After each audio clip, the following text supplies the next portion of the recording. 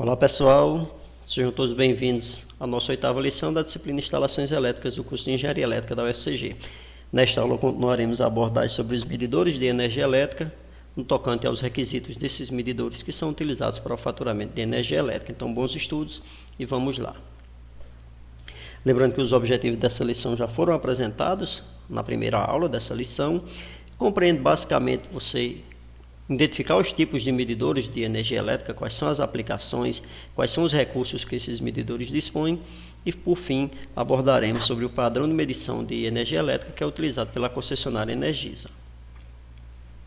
Então, os medidores de energia elétrica, como eles envolvem faturamento de energia elétrica, eles devem apresentar alguns requisitos de metrologia, alguns requisitos legais, ou seja, eles devem apresentar erros em uma determinada faixa conforme determinam as normas aqui no Brasil. Então, os erros e as dimensões dos equipamentos, as características técnicas desse equipamento, a precisão, tudo isso são apresentados, esses requisitos são apresentados em normas. Então, no caso, a norma NBR 520, ela define quais são os testes que esses medidores têm que ser submetidos para que eles atendam os requisitos de instalação para comercialização e faturamento de energia elétrica. E a norma 14519, a NBR 14519, ela apresenta a estrutura do próprio equipamento. Então, suas dimensões, a precisão, as interfaces, então, são as variáveis que são envolvidas nessa medição. Então, enquanto a NBR 14519 ela apresenta o projeto em si do equipamento, a 14520 ela avalia se esse projeto atende os requisitos da norma. Então, esse medidor, ele tanto pode ser utilizado em instalações residenciais, comerciais ou industriais, seja ele monofásico ou trifásico ou polifásico em si, né? E basicamente, como medição, ele deve apresentar o consumo de energia em quilowatts. Então, no mínimo, o medidor de energia ele deve apresentar pelo menos esse recurso. Esses medidores de energia elétrica, eles devem ser lacrados de forma que o cliente ou outro usuário ele não faça a violação do medidor sem que seja identificado pela concessionária. Então, existe um lacre no medidor. Se o cliente fizer a violação desse lacre, ele pode ser penalizado por isso. Essa pena, geralmente, ela é revertida em valores financeiros. Alguns anos atrás, o cliente que rompesse o lacre do medidor, ele pagava uma multa de 10% sobre a fatura de energia daquela unidade consumidora. Então, esse medidor é lacrado e mensalmente vai um leiturista. Essa leitura ela pode ser feita local ou remota, de forma que o leiturista, a concessionária, ela possa então obter os valores de consumo e demanda e emitir então a nota fiscal do consumo de energia elétrica daquela unidade, que é a própria fatura, a conta de luz de energia elétrica. Então, esses processos de homologação desses medidores, eles seguem alguns ensaios que são credenciados pelo Inmetro e pela ANEEL e são obrigatórios e devem ser feitos em laboratórios certificados, tanto pela ANEEL tanto pelo Inmetro.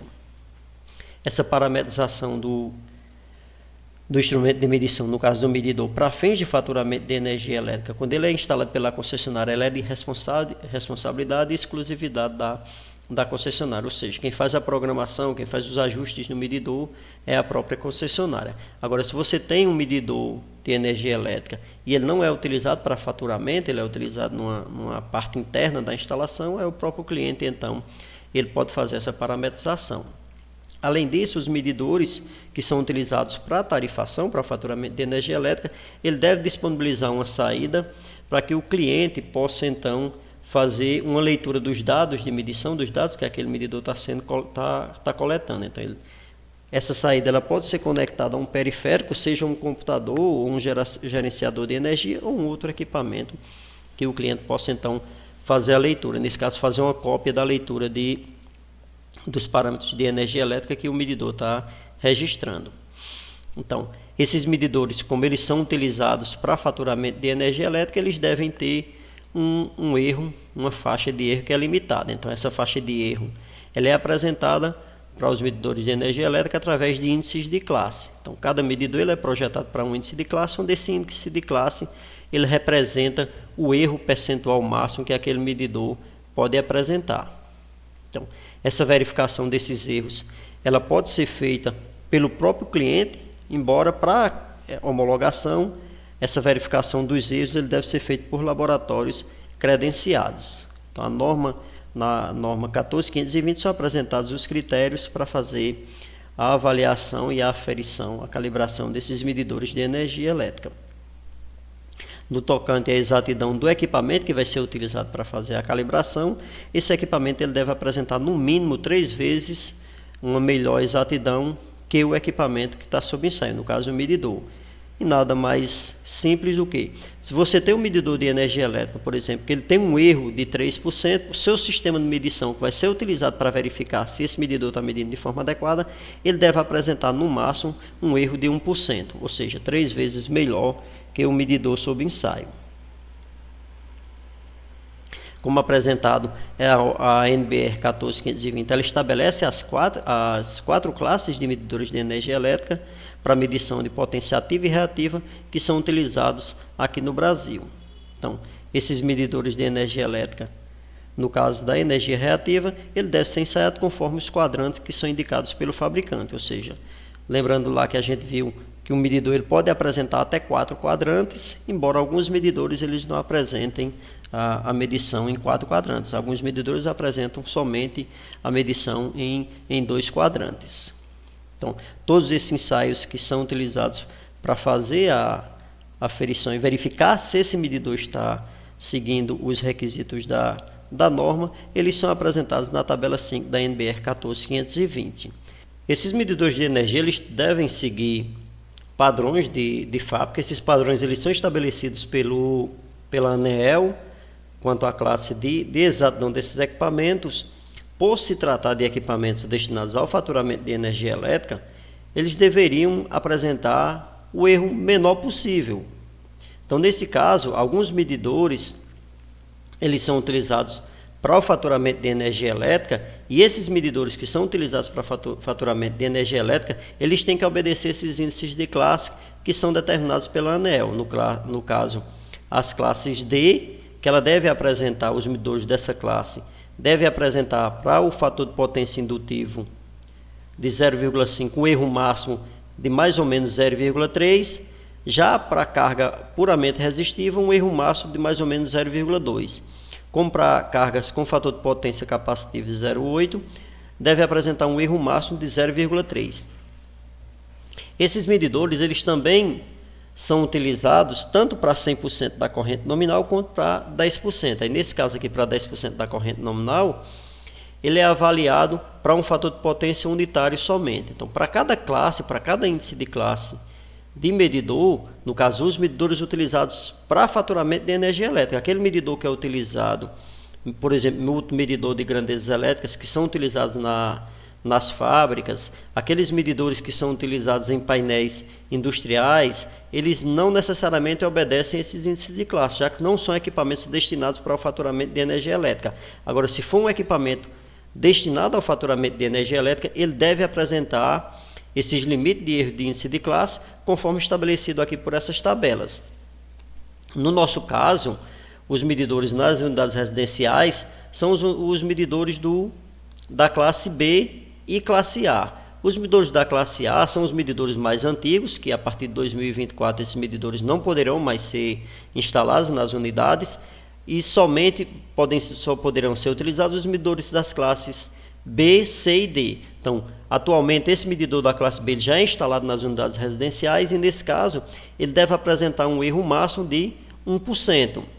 Já o medidor da classe C, aí ele já pode apresentar um erro máximo para a carga resistiva de mais ou menos 0,5% e para a carga indutiva 0,6% ou para a carga capacitiva também com fator de potência 0,8 de 0,6%. Então, aqui são os medidores utilizados, medidores no caso, medidores monofásicos e polifásicos, para a carga equilibrada, para a medição de energia ativa. Já para a medição de energia ativa, os índices já mudam um pouco. Observe que nós tínhamos valores de 0,2, 0,3, 0,5, 0,6, 1 e 2, e para a carga reativa, esses valores são o dobro.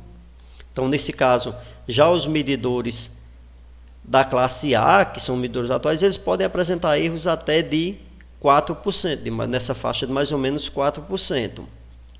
Nós temos também os medidores esse mesmo medidor ele deve ser ensaiado também para carga não equilibrada. Então, no caso aqui, quando você tem carga monofásica na sua instalação, desde que a tensão seja equilibrada, mas não necessariamente a corrente seja equilibrada, ou seja, cargas aí conectadas por fase. E nesse caso, esses medidores são ensaiados, no caso, para energia ativa, para fator de potência unitário, para 10% e 100% da corrente nominal, e para 100% da corrente nominal com fator de potência 0,5 indutivo.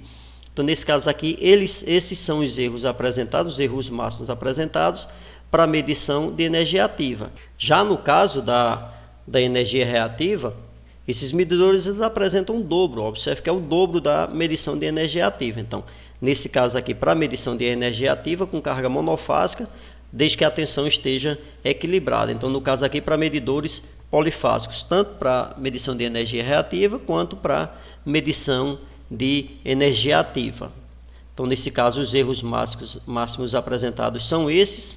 Foi apresentado anteriormente que nós temos 4 classes de medidores que são utilizados aqui no Brasil, embora atualmente só possam ser instalados para novas unidades consumidoras medidores com classe de exatidão B, C ou D. Então, a classe E ela não pode ser mais utilizada aqui nas nossas instalações. Então, os medidores classe B, eles são utilizados para instalações elétricas com tensão até 2,3 kV, classe C para tensões superiores a 2,3 e inferior a 44 kV, e medidor classe D para unidades atendidas com tensão acima de 44 kV. Então, esses medidores de alta tensão, eles são utilizados também com um transformador de instrumento, no caso TP e TC, e nesse caso o conjunto de medição ele deve apresentar para a classe B um erro máximo de 0,6%, para a classe C também 0,6% e para a classe D 0,3%. Observe que à medida que você aumenta o nível de tensão daquela unidade consumidora, maior tem que ser a exatidão do seu instrumento. Lembrando que o instrumento classe D ele é maior, ele apresenta uma classe de exatidão ou um menor erro que é a classe C e assim por diante. Então, como esses instrumentos para sistemas de alta tensão eles são utilizados com transformadores de instrumento, com TPs e T6, esses TPs e T6 eles também têm que seguir alguns requisitos de classe de exatidão, né? No caso do TC e o TP, essa tabela 5 que foi apresentada, aqueles valores eles compreendem quando o equipamento está submetido a uma tensão de 90% a 110% da tensão nominal e em frequência nominal daquela rede. Para aqueles consumidores do grupo B, consumidores de iluminação pública, por exemplo, a instalação dos medidores da classe A, ela pode ser utilizada até 2023 e no mínimo classe B a partir de 2024. Então, a partir de 2024 nós não teremos mais unidades consumidoras utilizando medidor com índice de classe A. Então, a partir de então serão apenas os medidores com índice de classe B. Então, aquelas unidades comerciais que já apresentam medidores classe A, elas permanecem com classe A, mas para novas instalações, no mínimo o medidor ele tem que apresentar um índice de classe B.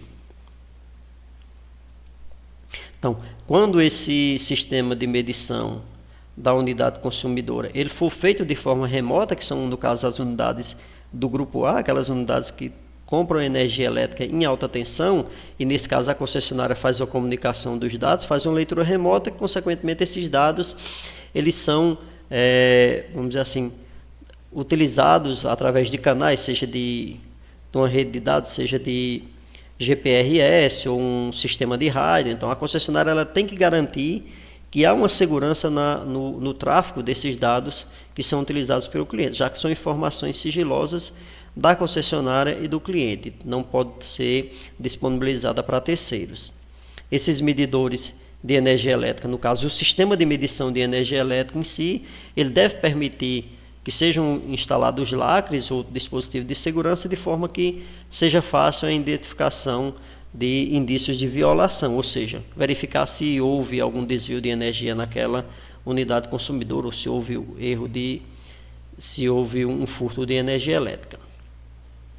Então, para que esse medidor de energia elétrica ele possa ser utilizado, ou seja, para que a concessionária ela possa então verificar e instalar um medidor de energia elétrica naquela unidade consumidora, existem alguns requisitos que devem ser atendidos. Então, inicialmente, verifica se há necessidade de instalação de um sistema de medição naquela unidade consumidora, ou seja, se tem cliente, se você pedir uma ligação de energia elétrica, consequentemente você vai se instalar um medidor de energia elétrica. Então, é definido o local onde vai ser instalado aquele medidor de energia elétrica, no caso aí, a concessionária apresenta os padrões, no caso aqui da concessionária Energisa, esses medidores eles têm que ser instalados num quadro de distribuição, no quadro de medição, e esse medidor ele tem que ser instalado na divisa do terreno com a via pública. Então você não pode ter medidores de energia elétrica instalados em áreas internas da edificação, de forma que dificulte o acesso do leiturista. Então, o projetista, um eletrotécnico ou engenheiro, ele vai então fazer o projeto da unidade consumidora e também do sistema de medição, do padrão de medição. No caso aqui da concessionária Energisa, dependendo da carga, se for clientes do grupo B, ele pura e simplesmente faz um pedido de ligação de energia elétrica, seguindo o padrão da concessionária, que ela disponibiliza, faz a montagem desses equipamentos e vai então uma unidade, um técnico da concessionária vai fazer o comissionamento desse sistema de medição, ou seja, vai instalar um medidor de energia elétrica e verificar se o padrão de medição de energia elétrica está ok, para fazer então a ligação de energia daquela unidade consumidora. Feita essa ligação de energia, aquele consumidor ele é cadastrado então na Câmara de Comercialização de Energia Elétrica e passa a ser um cliente consumidor de energia elétrica. Então, esse medidor de energia elétrica, todo medidor que é utilizado para fazer o faturamento de energia elétrica, ele deve ter uma identificação visível logo na frente, na tampa do próprio medidor, próximo ao painel, e devem ser apresentados pelo menos as seguintes informações: nome ou marca do fabricante, o número de série do medidor, o ano de fabricação, o modelo daquele medidor, qual a frequência que aquele medidor está projetado para medir, quais são os limites de tensões, quais são as tensões nominais e as correntes nominal e máxima que aquele medidor utiliza para fazer o faturamento de energia elétrica, para fazer a medição de energia elétrica. Além disso, tem que apresentar o número de elementos de medição, que seja 2 elementos ou a 3 elementos, o número de fios que são conectados naquele medidor para que seja feita a medição de energia elétrica, ou seja, se é um medidor para sistema monofásico, bifásico, trifásico, a constante de calibração do instrumento que é utilizado para verificar, para ensaios de calibração do equipamento, a constante eletrônica do instrumento, que aí nesse caso com essa constante eletrônica, o próprio leiturista, o próprio usuário, ele consegue fazer a medição e fazer uma estimativa da medição de energia elétrica a partir de LEDs indicadores no painel do instrumento, os índices de classe daquele medidor, qual é a portaria que aprovou aquele medidor de energia elétrica e o esquema de ligação. Para auxiliar o consumidor na verificação do funcionamento desse instrumento e até para fazer a calibração do instrumento, algumas informações elas devem ser apresentadas no medidor. Então, uma delas é a constante de calibração, que é representada pelas letras K e H, que ela corresponde à relação entre a energia elétrica medida e a quantidade de pulsos emitidos pelo medidor de energia elétrica. Então, no painel do medidor há LEDs indicadores, esses LEDs eles ficam ligando e desligando, e a quantidade ou a velocidade de atuação desse LED ela é proporcional ao consumo de energia elétrica daquela unidade consumidora. Então, cada medidor de energia elétrica ele deve informar qual é o valor dessa constante, watt-hora por pulso ou VAR hora por pulso, e a partir desse valor é possível então fazer a calibração do instrumento. Além disso, o medidor de energia elétrica ele deve disponibilizar uma saída, seja com diodo emissor de luz, infravermelho ou vermelho, de forma que seja acessível para fazer o monitoramento e, consequentemente, fazer a calibração do instrumento. Então, essa constante de calibração, o próprio usuário, no caso o próprio cliente, ele pode verificar a funcionalidade do seu medidor, já que essas informações elas têm que ser disponibilizadas. Nesse modelo específico aqui da Eletra, nós temos aqui, para medição de potência ativa, uma constante kH de 1 Wh por pulso, e para medição de energia reativa, 1 VAR hora por pulso. Então aqui nós temos o LED indicador de medição da potência ativa, do consumo de energia ativa, e aqui nós temos um LED indicador do consumo de energia reativa. Então, para fazer essa medição ou verificar se o medidor está medindo de forma adequada, basta fazer o monitoramento da quantidade de vezes que esse LED aqui pulsa, ou as vezes que esse LED foi energizado. Então, a partir da medição do intervalo de tempo entre um LED, entre um acendimento e outro, você consegue fazer uma estimativa do consumo que aquele medidor registrou em determinado horário. Ou seja, vamos supor que você ligou o medidor e o LED é que acendeu uma vez, aí passaram-se 10 segundos, esse LED acendeu outra vez, quer dizer que nesse intervalo de 10 segundos foi registrado um consumo de 1 Wh. Como abordado, essas constantes de calibração do medidor, elas também podem ser utilizadas para fazer a verificação, fazer a calibração do instrumento em si. Mas você sabia que você, o próprio cliente, qualquer usuário, você pode fazer essa calibração do medidor de energia que está instalado em sua residência? Bem, não é tão complicado fazer essa calibração. Vou mostrar a vocês aqui um exemplo, vocês vão compreender perfeitamente. Vamos considerar que nós temos uma carga instalada de X watts em uma unidade residencial ou industrial qualquer. E essa unidade, o medidor que está conectado nessa unidade, ele possui uma constante kH de 1 Wh pulso, ou seja, toda vez que for registrado 1 Wh naquele medidor de energia elétrica, ele vai acionar o LED, ele vai emitir um pulso. Foi então verificado que no intervalo de 1 minuto foram emitidos 120 pulsos, ou seja, um usuário parou em frente ao medidor, marcou 1 minuto e contou quantos pulsos, quantas vezes o LED acionou nesse intervalo. O que a gente deseja saber agora é qual é a potência que está instalada naquela unidade consumidora. Vamos supor que a potência daquela unidade consumidora é uma carga constante de X watts. Então, o que é que nós sabemos desse medidor de energia elétrica? Que um pulso equivale a 1 Wh, conforme foi apresentado aqui, ó. 1 Wh por pulso. Então, toda vez que foi emitido um pulso, teve o consumo de energia elétrica de 1 watt. Nós sabemos que no intervalo de 1 minuto foram registrados 120 pulsos. Então, se foram registrados 120 pulsos, quer dizer que aquele medidor registrou o consumo de 120 Wh. O que nos resta agora é definir, calcular qual é a potência daquela unidade consumidora, considerando que há uma carga constante. Então, o que é que nós sabemos? Nós sabemos que naquela unidade foi registrado um consumo de 120 Wh, que esse 120 Wh ele pode ser, por exemplo, obtido por uma potência de 120 watts durante 1 hora. Ou seja, você tem uma potência, ligou uma lâmpada, por exemplo, de 120 watts, durante 1 hora ela vai consumir 120 Wh.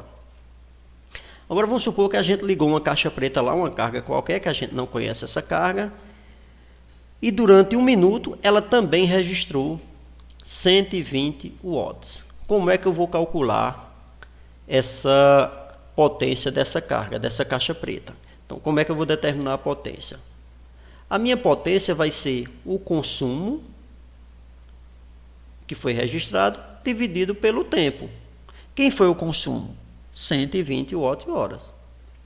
Qual foi o tempo? 1 minuto, ou 1 hora dividido por 60, que isso vai ser igual a 120 watt-horas vezes 60 dividido por 1 hora, né?